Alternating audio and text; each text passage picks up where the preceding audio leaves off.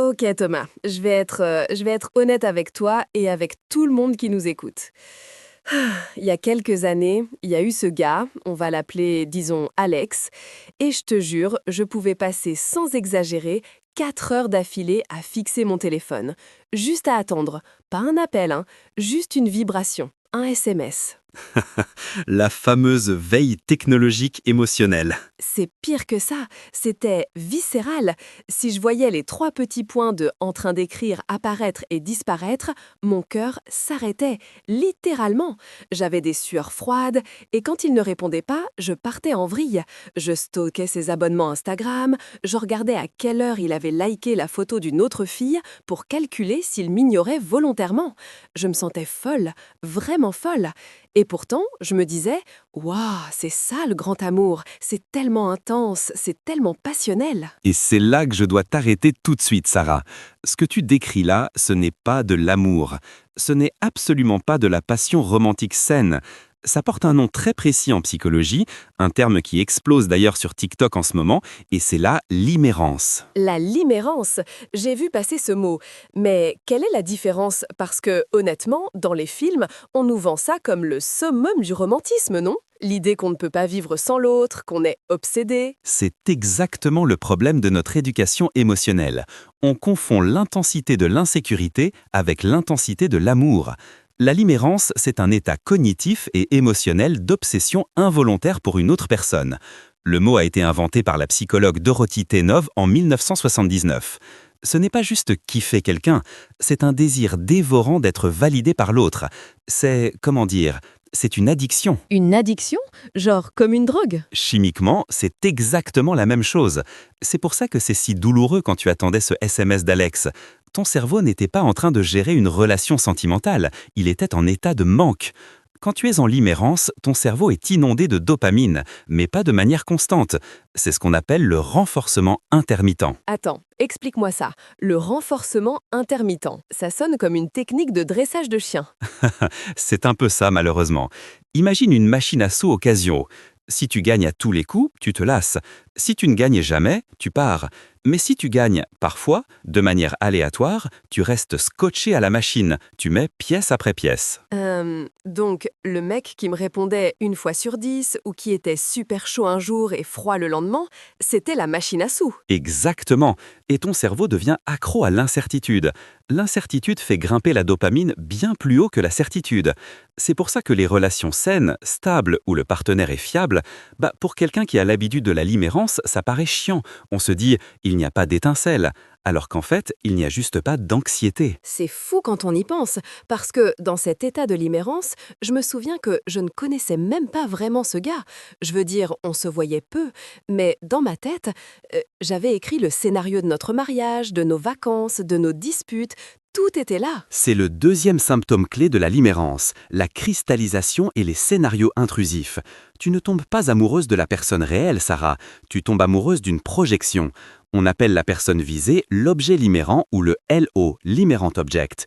Tu prends les 5% de réalité qu'il te donne, un sourire, un compliment, un regard, et ton cerveau remplit les 95% restants avec tes propres fantasmes. Tu ignores les red flags, tu ignores le fait qu'il ne te respecte peut-être pas ou qu'il n'est tout simplement pas disponible. C'est tellement ça. Je me rappelle, il avait annulé un rendez-vous à la dernière minute sans vraie excuse. Au lieu de me dire « quelle naze », je me suis dit « oh, le pauvre, il doit avoir peur de ses sentiments pour moi, c'est trop intense pour lui ». J'étais dans le déni total. Le classique, il a peur de l'engagement parce qu'il m'aime trop. Non, ça, c'est ton cerveau qui protège l'addiction. Il faut comprendre que la limérance, c'est une perte de contrôle. Tu ne choisis pas d'y être. C'est pour ça que je dis que ce n'est pas de l'amour. L'amour, c'est une action, c'est un choix, c'est une construction mutuelle. La limérance, c'est subir ses propres pensées.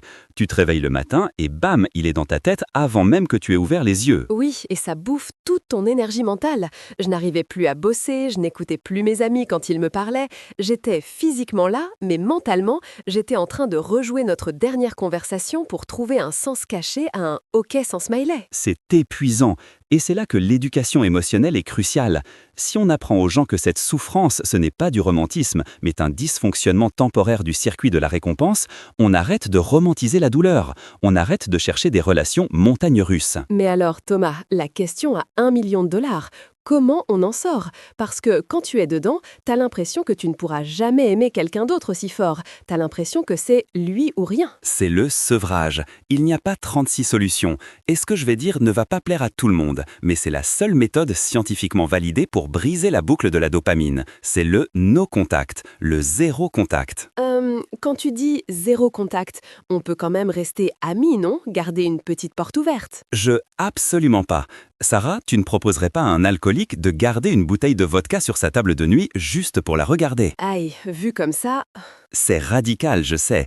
Mais quand tu es en limérance, chaque interaction est une microdose de drogue. Même regarder sa story Instagram, c'est une dose. Même relire les vieux messages, c'est une dose. Tu réactives le circuit neuronal de l'attachement.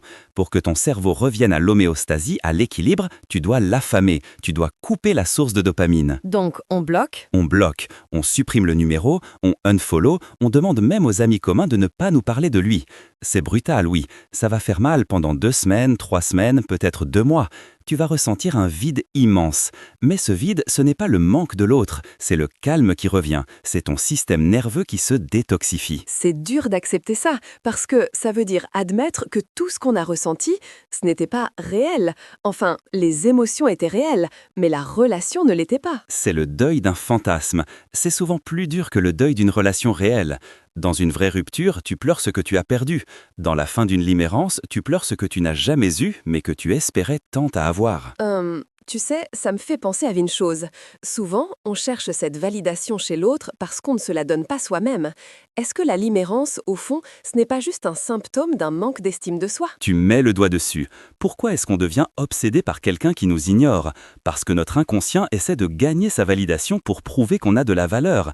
Si Alex, qui est si distant et mystérieux, finit par m'aimer, alors ça veut dire que je suis digne d'amour. C'est une quête de réparation narcissique. Donc, pour ne pas rechuter, il faut travailler sur soi. Oui, il faut apprendre à s'enduyer. Il faut apprendre à apprécier les gens qui sont gentils, disponibles et prévisibles. Au début, ça va te paraître fade. Tu vas te dire « il m'a répondu tout de suite, il n'y a pas de challenge, je m'ennuie ». Mais il faut rééduquer ton cerveau pour qu'il comprenne que la sécurité, c'est sexy, que la cohérence, c'est sexy. La sécurité, c'est sexy. Je crois que je vais me le faire tatouer. Un bon mantra.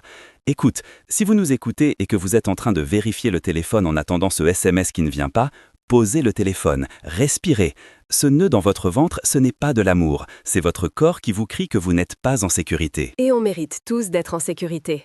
Merci Thomas pour cet électrochoc. Je pense que beaucoup de gens, moi la première, vont voir leur crush d'un autre œil aujourd'hui. On arrête de nourrir la bête, on coupe le contact et on récupère notre cerveau. Exactement, on reprend le pouvoir. Merci à tous de nous avoir écoutés. Prenez soin de vous et surtout, ne laissez personne vivre gratuitement dans votre tête. À la semaine prochaine!